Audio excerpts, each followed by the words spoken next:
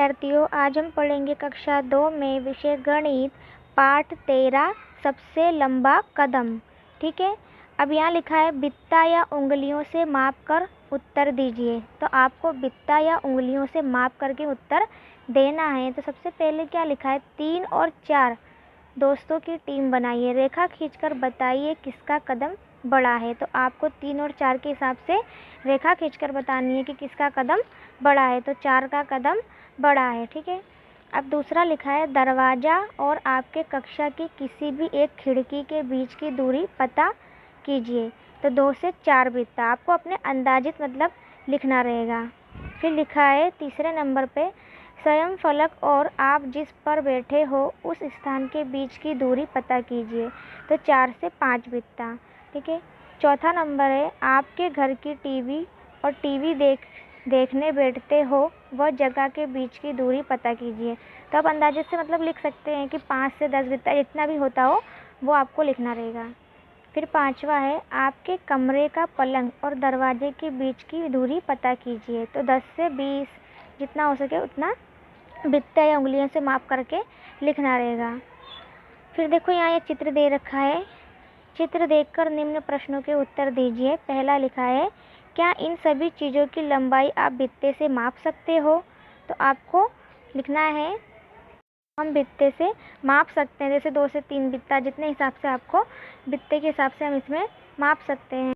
अब देखो दूसरा लिखा है चित्र में दी गई कौन कौन सी चीज़ें बित्ते से छोटी हैं। तो मोबाइल, पेंसिल चित्र में पीछे दे रखा है। ठीक है, तीसरा देखिए बित्ते से कम हो ऐसी चीज़ों की लंबाई पता करने के लिए आप किसका उपयोग करेंगे। तो उंगलियों का उपयोग करें। चित्रों का अभ्यास करके उत्तर दीजिए। तो यहाँ पर देखो चित्र दे रखा है। पहला आपकी उंगलियों के प्रयोग से कुत्ते और खरगोश की दूरी पता लगाइए, दूरी का पता लगाइए। ठीक है, तो कितना होगा, 4 उंगलियां चित्र में देख करके बताया है। फिर दूसरा देखिए मोर कुत्ते से कितनी दूरी पर है। तो कितनी दूरी पर होगा उस हिसाब से आपको यहाँ पे लिखना है, जैसे कि 3। ठीक है, तीसरा है खरगोश से मोर कितनी दूरी पर है। तो 4 उंगलियों की दूरी पर है। कुत्ता सबसे पहले किसके पास पहुँचेगा, मोर या खरगोश। तो किसके कान बड़े हैं, कुत्ते के या खरगोश के। तो खरगोश के। किसकी पूंछ अधिक लंबी है, कुत्ते की या खरगोश की। तो कुत्ते की। चित्र में से देख करके आपको यहाँ पर लिखना रहेगा। आपके कमरे के मेज या बेंच को बित्ता या हाथ से मापिए। तो ये हाथ है और ये बित्ता है। ठीक है, अब यहाँ क्या लिखा है अपने लिए हुआ नाप। पहला है मेज की लंबाई 5 बित्ते और दूसरा है मेज की लंबाई 2 हाथ, यानी हाथ और बित्ता से माप करके आपको यहाँ पर आंसर लिखना। आपके कमरे की खिड़की की लंबाई बित्ते या हाथों से नापिए। तो यहाँ लिखा है आपके द्वारा लिया गया नाप। खिड़की की लंबाई 10 बित्ते, खिड़की की लंबाई हाथ बित्ता। ठीक है, हाथ या बित्ते से माप करके आपको अंदाज से यहाँ पर लिखना है। अब क्या लिखा है हाथ या बित्ता शब्द से नीचे दिए गए प्रश्नों के उत्तर दीजिए। पहला है मेज का नाप किससे ले सकते हैं। तो हाथ से ले सकते हैं।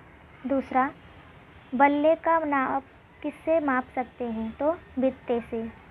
तीसरा है फूलों का हार का माप किससे लिया जा सकता है। तो हाथ से। चौथा है दादी जी की लकड़ी का माप किससे ले सकते हैं। तो बित्ते से। पांचवा धागे का नाप किससे ले सकते हैं। तो हाथ से। यानी यहाँ पर क्या लिखा है हाथ या बित्ता के शब्द से आपको यहाँ पर के आंसर लिखने हैं।